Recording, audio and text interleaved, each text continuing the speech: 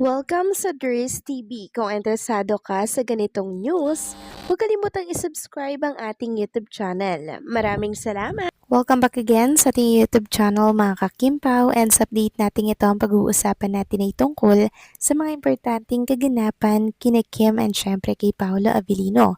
So ang pag-uusapan natin sa update na ito mga kakimpaw ay may kaugnayan nga po sa surprise tribute ni Paolo Avellino para kay Chinita Princess.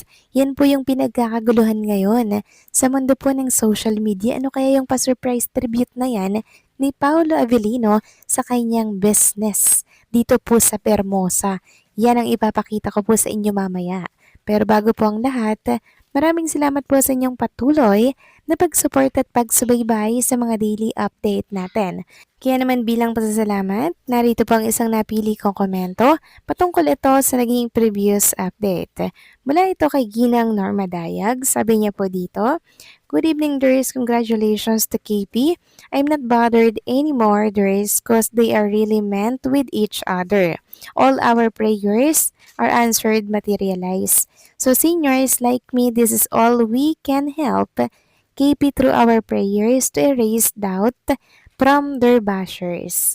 Kimi is for fan service and Paolo has girlfriend not related to showbiz. Let's find out if this really true.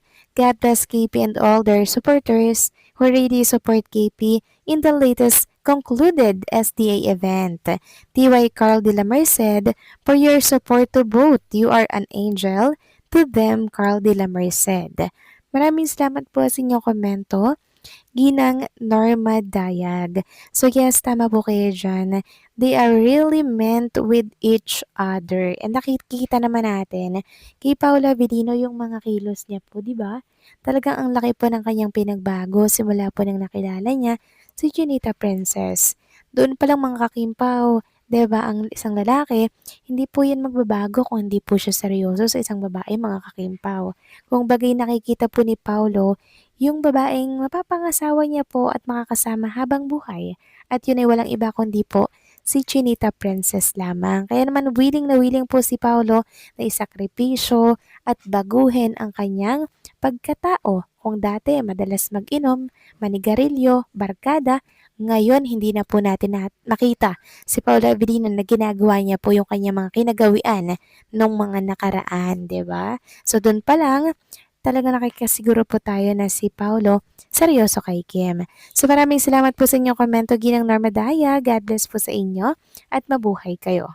So ito na nga pag-usapan na natin mga kakimpa, mga topic na nakalap natin sa update na to at unahin na nga nating pag-usapan ang tungkol nga po dito sa interview ni Paolo Avellino mga kakimpaw, na kung saan meron nga po siyang naging statement doon para po sa mga Kimpaw fans, supporters, fanatics na talaga namang nagpuyat daw po para siya ay maipanalo sa SDA. Lubos nga po ang pasasalamat ni Paolo Avellino kasi na-appreciate niya daw po yung inyong pagmamahal at suporta. Nakikita niya po kung gaano po kayo nagpuyat para lamang daw siya ay maipanalo. O di ba mga kakimpaw? Alam po ni Paulo ang mga pinagdaanan po natin ang tayo po ay nakikipaglaban para sa SDA.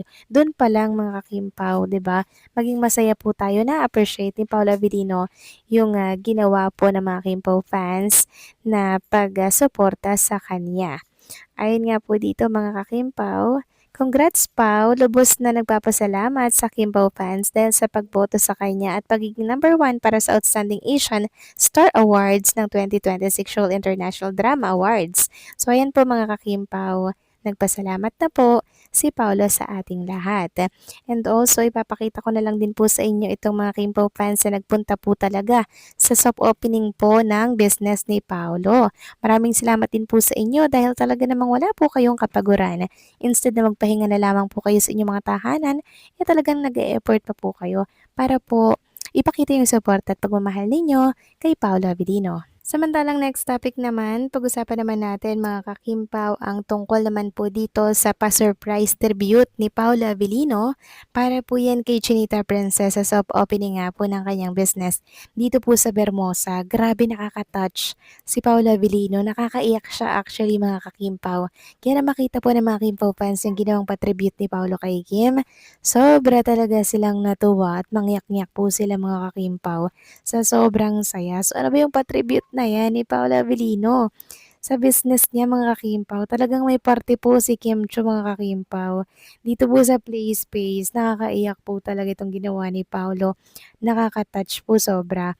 Ayon nga dito sa post ng isang account, Paolo Avellino and his business partners opened their first Play Space PH Playhouse and we spotted this Showtime sign inside a tribute to Kim Chu perhaps. Wow, mga kakimpaw, grabe. Ayan, ipapakita ko na lamang po sa mga screen po ninyo yung picture na tinutukoy natin.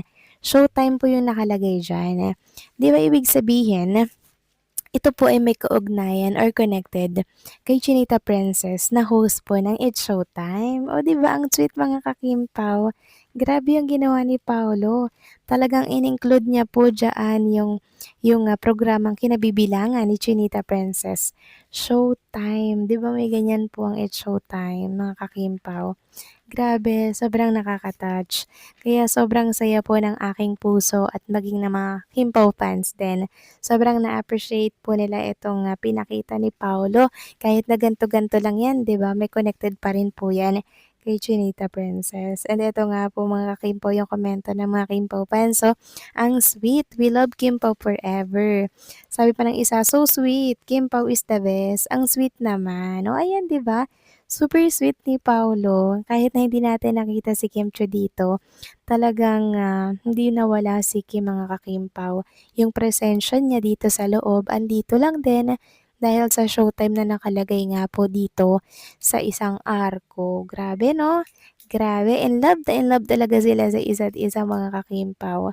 Sobrang nakaka-touch. Sobrang nakakatuwa. Kaya naman sa oras na makita to ni Kim Chu, sobrang ma-appreciate niya din po talaga itong ginawa ni Paolo Avellino dahil talagang hindi nawala ang isang Chinita Princess Joanne sa Play Space Bermosa ni Paolo. Grabe, no? Kayo ba, nung nakita nyo ba tong showtime na to, mga kakimpo, sinong naisip nyo?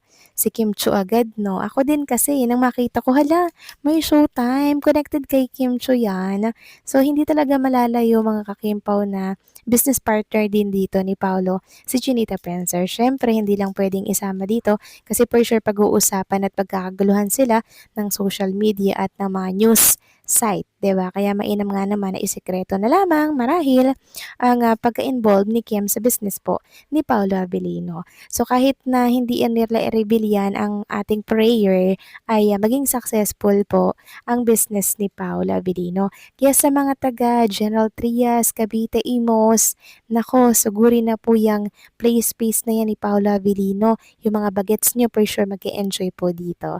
So, paano mga kakimpaw, hanggang dito na lamang po ang update natin at maraming salamat sa patuloy po na pagsuporta.